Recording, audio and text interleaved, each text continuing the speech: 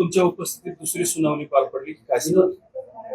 मत्स्याजोगचे सरपंच संतोष देशमुख यांच्या सुनावणीतील या दुसऱ्या सुनावणीत प्रामुख्याने आरोपी एक वाल्मिक याने काही कागदपत्रांची मागणी केली होती आणि त्या सगळ्या कागदपत्रांची जंत्री आज सीआयडी तर्फे आम्ही न्यायालयात सादर केली. काही दस्तऐवज हे सीलबंद असल्यामुळे न्यायालयाला विनंती केली की त्याच्या प्रती सील उघडल्यानंतर या आरोपींना देण्यात याव्या.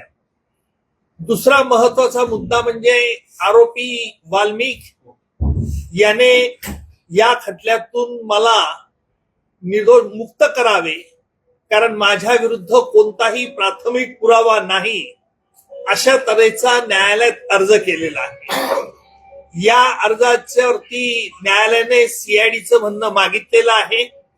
जे सीआयडीचं म्हणणं येत्या 24 तारखेला न्यायालयात हजर केलं जाईल.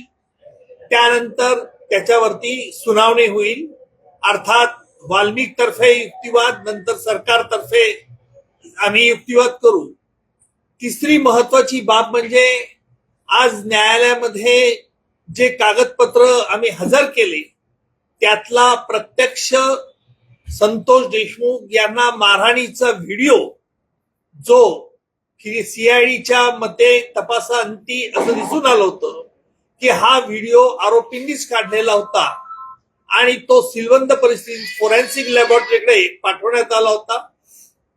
तो संपूर्ण व्हिडिओ आम्ही न्यायालयात हजर केला, परंतु न्यायालयाला आम्ही विनंती केलेली आहे की या व्हिडिओला कुठल्याही प्रकारे बाहेर याला प्रसिद्धी मिळू नये आणि याने प्रसिद्धी मिळाल्यानंतर त्याचा कायदा व सुव्यवस्थेचा प्रश्न निर्माण होऊ शकतो आणि म्हणून मकोका कायद्याच्या तरतुदी अंतर्गत आम्ही न्यायालयाला अशी विनंती केलेली आहे. यावरती न्यायालयाने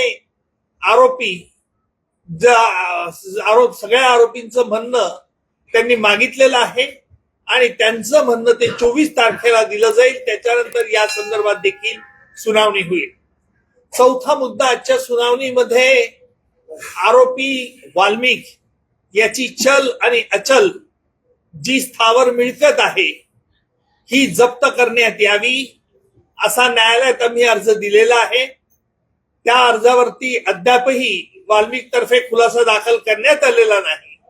त्याच्यानंतर त्या अर्जावरची सुनावणी पुढे रीतसर होईल. माझ्या समवेत माझे सहकारी ऍडव्होकेट कोल्हे हे देखील आज न्यायालयात उपस्थित होते.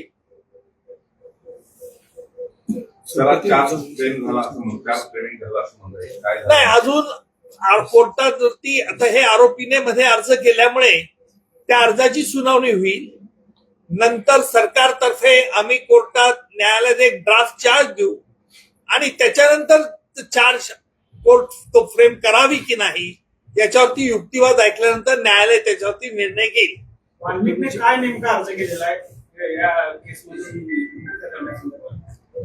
वाल्मिकने त्याच्या अर्जामध्ये अनेक मुद्दे उपस्थित केलेले आहेत. पहिला मुद्दा म्हणजे त्याचा या प्रकरणात कुठे काही संबंध नाही, तो खुनामध्ये नाही, खंडणी त्याने मागितलेली नाही आणि तो कसा निर्दोष आहे हे दाखवण्याचा केविलवाणी प्रयत्न त्याच्या अर्जामध्ये आहे असं सकृत दर्शनी दिसतं. तुम्ही जी त्याची संपत्ती जमा करण्याची मागणी केलेली आहे, कशा कशाच्या आधारावर ही जमा करण्याच्या पण त्याच्यात सीआयडीने काही महत्वाचे कागदपत्र गोळा केलेले आहेत. ती कागदपत्र फार मोठ्या प्रमाणात, परंतु इतर आरोपींची देखील काय प्रॉपर्टी आहे, चल आणि अचल या संदर्भात सीआयडी अद्यापही तपास करते आहे. कायद्याअंतर्गत पुढील तपास अद्यापही चालू आहे. त्यामुळे सीआयडीचा पूर्ण तपास झाल्यानंतर याच्यावरती निर्णय घेण्यात येईल. त्यांचं सर ऑलरेडी एक त्यांनी अप्लिकेशन दिलं होते की त्यांची प्रॉपर्टी सील केलेली आहे, त्यांनी काही डॉक्युमेंट्स त्यांना मिळावे या संदर्भात युक्तिवाद झाला. काय युक्तिवाद झाला आणि कोर्टाने काय ऑर्डर केली? नाही, त्याचा अर्ज असा कोणताही नाही की सील केलेली प्रॉपर्टी आहे.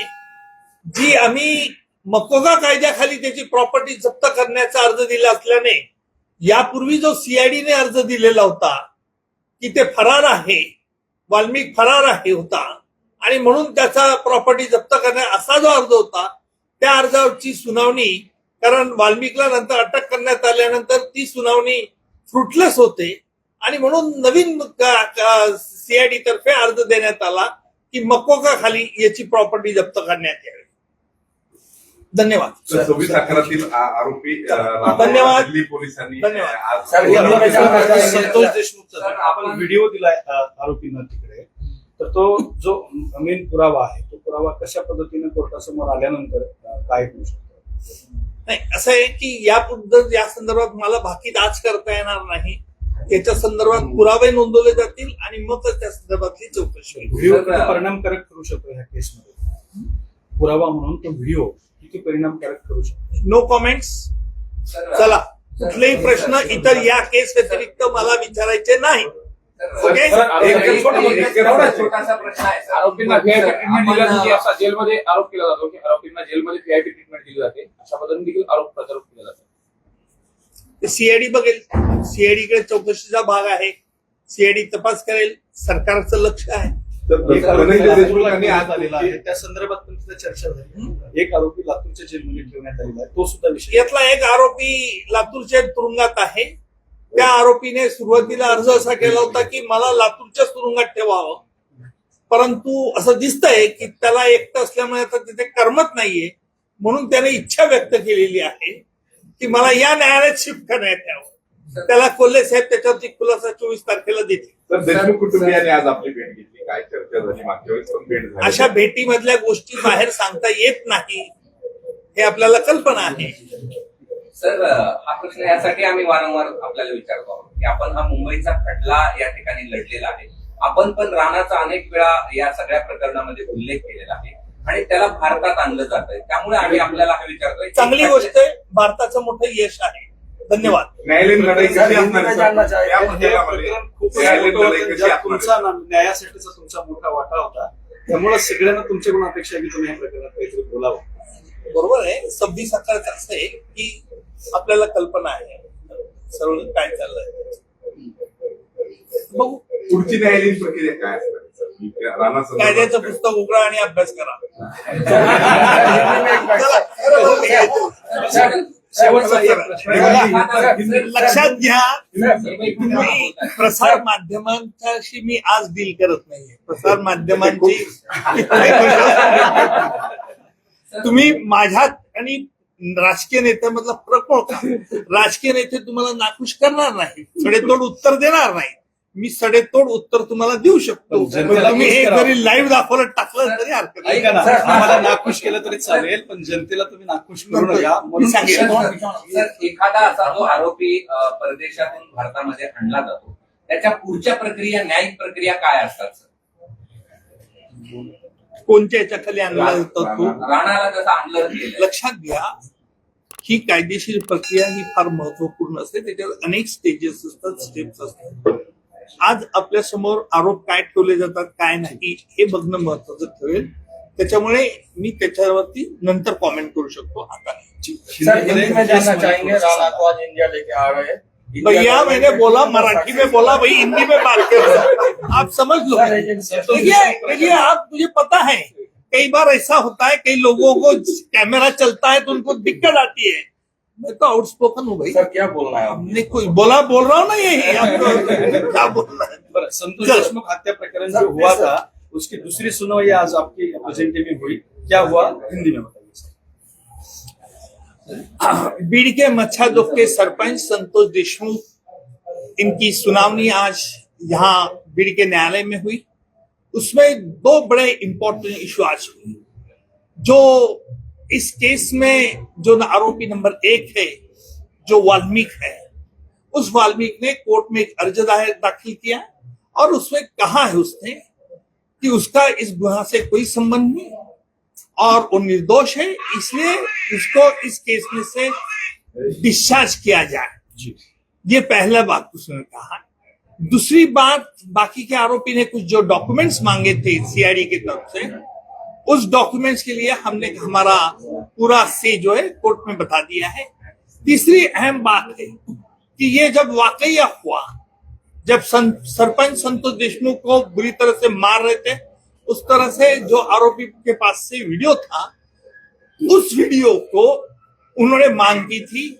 हमने कोर्ट को कहा कि उस वीडियो को देने के पहले हमारी सुनवाई हो जाए और फिर कोर्ट उस पर फैसला करे, इसलिए आज वो सुरक्षित रखिए। तर एक शेवटचा प्रॉपर्टी का जो चार्जशीट जे मसला आलेला आहे ते तुम्ही अभ्यासाला सुद्धा आहे, त्याच्यावर सध्या सुरू आहे न्यायालयीन प्रक्रिया.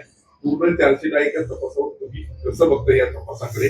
मी भविष्यवेत्ता नाही, त्याच्यामुळे खटल्यातील पुरावा संपल्यानंतरच आतापर्यंत जे त्याने सांगू चार्जशीट अभ्यासात आले ते त्याच्याबद्दल काय वाटतं सर? No comments. तर आरोपींना जे आपण बंद लिफाफ्यामध्ये काही कागदपत्र दिली त्यात नेमकं काय आहे? काय आहे की याच्यात सीआयडीने काही जो मुद्देमाल तपासला होता आणि तो मुद्देमाल त्यांनी फॉरेन्सिक लॅबोरेटरीकडे पाठवला. तो फॉरेन्सिक लॅबोरेटरीतून सीलबंद परिस्थितीत आलेला आहे आणि न्यायालयाला आम्ही विनंती केली की आरोपींना याच्या नकला पाहिजे असल्यामुळे न्यायालयाने हे सीलबंद पाकिट आरोपींच्या समोर उघडावेत आणि त्याच्या प्रती त्यांना देण्यात यावे. नैसर्गिक न्यायदान तत्वाचं पूर्णपणे पालन या खटल्यात होईल, निश्चितपणे एवढंच मी आपल्याला आश्वासित करू शकतो. पुढच्या सुनावणीला चार्ज रेडी होईल. 24 तारखेला होणार नाही. 24 तारखेला आम्हाला वाल्मीच्या जो त्याला खटल्यातून मुक्त करा या अर्जावरती खुलासा मागितलेला आहे. तो खुलासा सीआयडी तर्फे दाखल करण्यात येईल आणि आमचे ऍडव्होकेट कोल्हे साहेब ते दाखल करतील आणि त्याच्यानंतर सुनावणीच्या वेळेला त्याच्यावर निर्णय होईल. नंतर आरोपींवरती आरोप निश्चिती करण्याचं काम काय सुरू होईल. आरोपी निश्चित करण्याचं कामकाज सुरू झाल्यानंतर प्रत्यक्ष पुरावा न्यायालयात नंतर नोंदवला जाईल. डिस्चार्ज ऍप्लिकेशन आज कोणत्या आरोपींनी दाखल केलं? मग सांगितलं मला. इतर आरोपींचं काही नाही, काही नाही. इतर कोणत्याही आरोपींनी तसा अर्ज दाखल केलेला नाही. बरं, इतक्या तातडीने डिस्चार्ज अप्लिकेशन दाखल करणं काय असू शकतं? त्यांच्या मनातलं काय चाललं आहे हे मी ओळखतो, परंतु ते तुमच्या समोर कॅमेरा समोर सांगणं योग्य नाही. त्यांनी दोन्ही अप्लिकेशन दिलेत होते सर. पहिल्यांदा त्यांनी बेल पण अप्लिकेशन दिलं आणि डिस्चार्ज पण अप्लिकेशन. तुम्ही काहीतरी आर्ग्युमेंट केलं, त्याच्यानंतर त्यांनी बेल अप्लिकेशन मागे घेतलं. काय होतं तो? काय आर्ग्युमेंट होतं?